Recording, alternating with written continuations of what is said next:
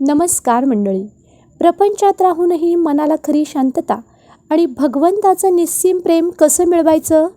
जर वाटत असेल की जीवनात सुखाचा सांधा जुळत नाहीये, तर गोंदवलेकर महाराजांचा आजचा हा एक विचार तुमचं आयुष्य बदलू शकतो.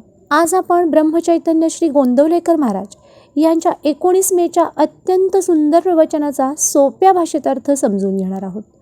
महाराज सांगतात की भगवंताचं प्रेम ही या जगातील सर्वात मोठी संपत्ती आहे, पण ती मिळवायची कशी?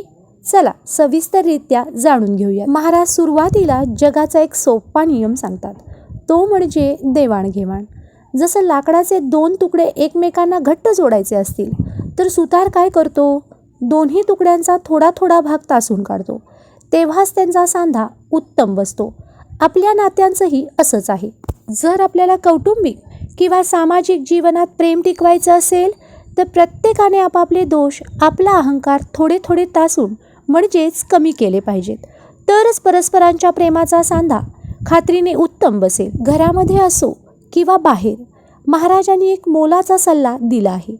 आपल्या माणसांवर भीतीचा धाक नसावा, तर प्रेमाचा धाक असावा. जसं एक आई आणि तिच्या मुलाचं नातं असतं, तसंच नातं आपण भगवंताशी जोडलं पाहिजे.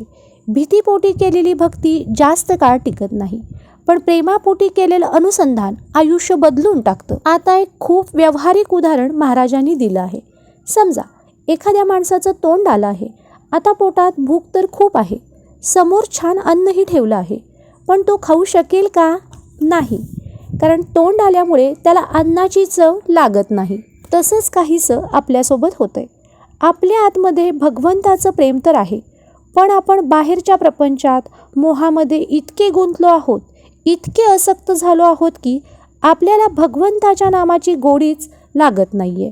तोंड बरं व्हायला जसं औषध घ्यावं लागतं, तसंच नामाची गोडी लागण्यासाठी प्रपंचाची आसक्ती थोडी कमी करावी लागेल. प्रपंचाची ही आसक्ती सोडणं तर खूप कठीण आहे.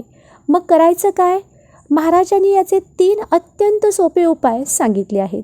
देव माझा आहे ही भावना ठेवणे, सतत त्याचं स्मरण ठेवण्याचा प्रयत्न करणे, चांगल्या विचारांच्या आणि चांगल्या माणसांच्या संगतीत राहणे. देव हा कष्टसाध्य नाही, तो सुलभसाध्य आहे.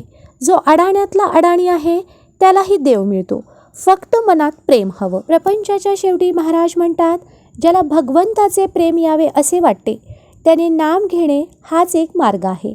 नामस्मरण हीच ती एक कृती आहे जी तुमचं देवावरचं प्रेम वाढवेल. तर मंडळी, आजपासून आपणही आपल्या धावपळीच्या आयुष्यातून रोज थोडा वेळ काढून नामस्मरण करण्याचा संकल्प करूया आणि आपल्या अहंकाराला थोडं तासून नाती सुंदर बनवूया. तुम्हाला आजचा हा विचार कसा वाटला हे कमेंट्समध्ये नक्की सांगा आणि लिहायला विसरू नका.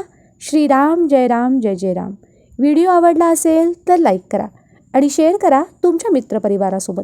अशा सुंदर विचारांसाठी पूजा अनुभव व्लॉग या चॅनलला फॉलो करायला विसरू नका. श्रीराम जय राम जय जय राम.